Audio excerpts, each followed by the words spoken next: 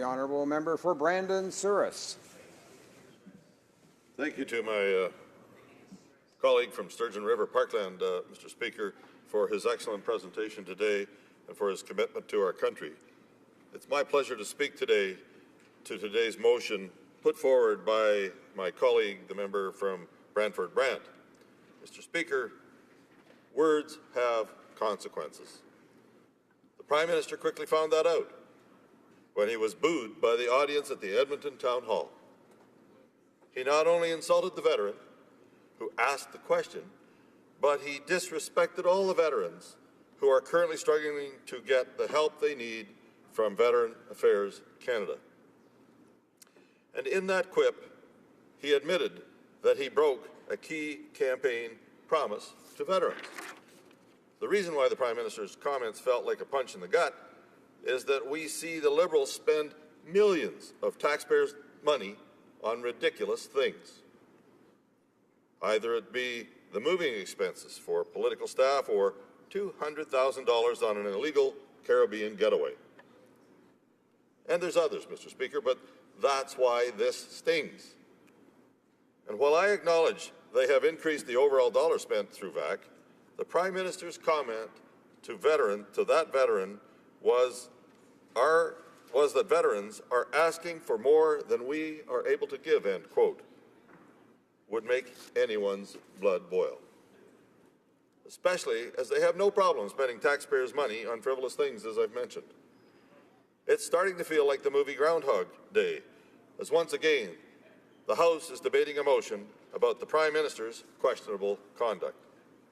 While my Liberal friends across the way have to defend their boss, our Conservative team is far more concerned about standing up for our bosses, the constituents in our ridings. We will not let the Liberals get away with their broken promises. Each and every day, we will continue to shine a light on the transgressions of this government and get them to honor their promises they made to veterans. It is inconceivable how the Prime Minister has yet to make a meaningful apology to Canada's veterans. Sorry does seem to be the hardest word. I know every single MP in this chamber wants to improve the services and programs that our veterans rely on. I also know that while some improvements have been made in the past 12 years, there is still much left to do. When I was first elected in the fall of 2013 in a by-election, I made it quite clear that I was not elected to defend the status quo. I wasn't elected to make excuses or shirk from my responsibilities as a Member of Parliament to work to improve the quality of life of Westman's veterans. It was in that capacity that I worked with any member of this chamber who wanted to improve the new Veterans Charter and the levels of service delivery from VAC. To provide a few examples, just in my constituency of Brandon Souris, Service Canada started offering Veteran Affairs services at numerous rural locations, rural offices. So veterans no longer had to drive into Brandon or Shiloh, CFB Shiloh, to drop off or pick up paperwork. We worked with the Legion and the ANAF to make improvements to their buildings and improve accessibility. I advocated for increasing benefits for part-time reserve force veterans and also to enhance the lifetime support for injured veterans and their families. I was proud to work with an impressive team that was pouring their heart and soul into this issue. And it must be said that it was a collective effort. My good friend, the honourable member from Durham and previous Veteran Affairs Minister, was able to spearhead many of the changes I spoke about. The member from Selkirk Interlake Eastman was a regular visitor to my constituency in his capacity as the Parliamentary Secretary and is passionate about improving mental health care services.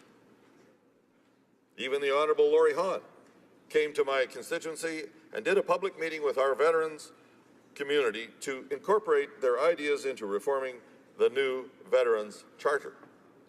There is no one who championed veterans' issues more than Laurie, and even in retirement from the House of Commons, he remains a tireless advocate. I could only imagine what Laurie had to say when he found out about the Prime Minister's flippant remarks at the Edmonton Town Hall. The other member I would like to thank from our Conservative team is my friend from Barrie Innisfil. Through his private member's bill, he would have enshrined into law the promise between Canada and our veterans. It would have made it crystal clear that our VAC and the programs and services it offers, it must treat veterans and their families with dignity, respect, and fairness. And while my colleagues across the way voted against this legislation, I still have hope that we can implement the spirit of his legislation in everything that VAC does. However, it is telling that we need to pass such legislation.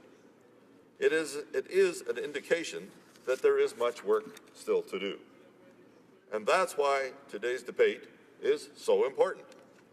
We must not only hold the Prime Minister accountable for his offensive comments, the House is now seized with how the Liberals are not living up to their campaign commitments to Canada's veterans. If you go to an independent website that is determining which Liberal promises have actually been implemented, you discover that only 3 of the 15 have been achieved. If this was an exam, that would be considered a failure. Except in this case, we aren't talking about a test. We're talking about people's lives. We are talking about our brave men and women who are willing to put their lives on the line in defense of our great country. And while I personally like the new Liberal Minister of Veteran Affairs, I would ask him to sit down with the Prime Minister and get to work on implementing the rest of their promises. They are over halfway through their term, and quite frankly, they haven't done enough on veteran affairs issues. Just today outside this chamber, there are veterans rallying against their broken promise on pensions. And while I know the minister believes he has checked that box in his mandate letter, there are veterans from across the country who would fundamentally disagree. And there are veterans who are calling their actions a betrayal. And it is hard to disagree with them. Their promises do not live up to their actions in the Liberal Party. I know this conversation is a tough one to have. Many Liberal MPs are probably scratching their head how their Prime Minister could let down so many and as quickly as he has done. It would be my sincere hope that by the end of today's debate, we will have reached consensus and work will begin immediately on implementing their promises. The time for excuses is over. We must collectively demand better from the Prime Minister and the Minister of Veteran Affairs. Canadians who are watching us today should be mad that the government has failed to live up to its word. They should be mad the Prime Minister, for whatever reason, cannot bring himself to give a meaningful apology. They should be mad that the government is still talking about doing something rather than just rolling up their sleeves and making veterans a priority. I call on my Liberal colleagues to join us by voting in favour of this motion, Mr. Speaker. Put aside your party stripes for this vote and support your veterans. They were willing to fight for our rights and freedoms in some of the most uninhabitable terrain you could possibly imagine. The least MPs could do is stand up for this motion instead of sitting on their hands worrying about the consequences from their party bosses. I believe that our our military veterans deserve the utmost respect for their service to our country and the sacrifices that many have made in that endeavour. It is imperative that our elected officials lead by example in demonstrating this respect. Thank you, Mr. Speaker. Questions and comments. The Honourable Parliamentary Secretary to the Minister of Veterans Affairs. Thank you, Mr. Speaker. And I'd like to thank my colleague from Brandon, Surrey for his really heartwarming remarks. And I haven't had a chance to work with him yet on a veterans file, so I wanted to thank you for your comments today. He did mention in his remarks that he was elected in a by-election in Brandon, and that we know that that Veteran Affairs office was closed under the previous government and again reopened in October of 2016. I'd like to ask the member opposite if he's had a chance to visit the reopened Veteran Affairs office, if he's had a chance to talk to the folks and the veterans that are using that service, and if he feels that reopening that office was beneficial for the veterans that he serves. Thank you. Well, member for Brandon Souris. Well, thank you, Mr. Deputy Speaker, and I really want to thank my colleague for that question. I did enjoy working with her on the electoral reform for a week while I was in there as well, so we have worked together on some issues. But, Mr. Speaker, her point is probably one that we've heard many times in this House. I lived through some of these kind of things in the NDP government in Manitoba where they tried to say something that had happened for 15 years that never happened. Mr. Speaker, the same services were available through our government that were always available before any of those changes were made. In Brandon particularly, I can't speak for the other 8 locations, but in Brandon, the same services were in the same building by the same individual that was there providing them before. Now, we are only 20 kilometers away from Shiloh, which has a full service of support for veterans as well. And so there was all these rumors about people going here and having to go there when we actually opened up more of those rural offices that I was talking about, so paperwork didn't have to be, these veterans, some quite old, didn't have to come to Brandon to get that service. But if my colleague goes back and checks, she will find out that the only thing that changed was the title on the door. It went from Veteran Affairs to Services Canada. And I believe that that's the case in all of those locations.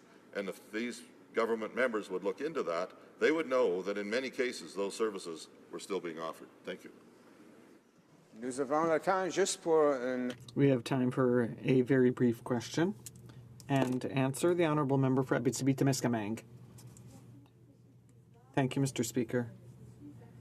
I fought for the reopening of the offices that have been closed, but I'd like to know from my colleague whether he considers that the reopening under the Liberals was sufficient or whether they have really changed things. Do they consider to continue to ask them for administrative formalities without end? Or, so yes, maybe the offices have been reopened, but shouldn't the approach be changed as well? Otherwise, the problem won't have been solved. Well, I want to thank my colleague for that question, and it gives me an opportunity to answer the rest of the question that my colleague from across the way in Quebec had asked me earlier. Yes, I have been in the new office, and yes, I respond and respect the work that's being done by the new veteran, the new people that have moved in to help, the gentleman that was there before doing some of that work. But yes, to that point, that very point, it's not just about the services, it's about the type of services that are being offered and how they're being offered. And I take her point very well that there's lots of room, and as mentioned in my speech today, about how the services should be more humanitarian, I guess, if I could put it that way, in regards to the individual efforts of those veterans. And I also feel that my office is acting like a Veteran Affairs office some days as well, because we get not only a lot of immigrants coming through it and some of the other issues that the committee that I'm on, but we get a lot of Veteran Affairs or veterans that are coming through looking for help, and we're very glad to help them as the staff person that I have is a reservist herself as well. Thank you.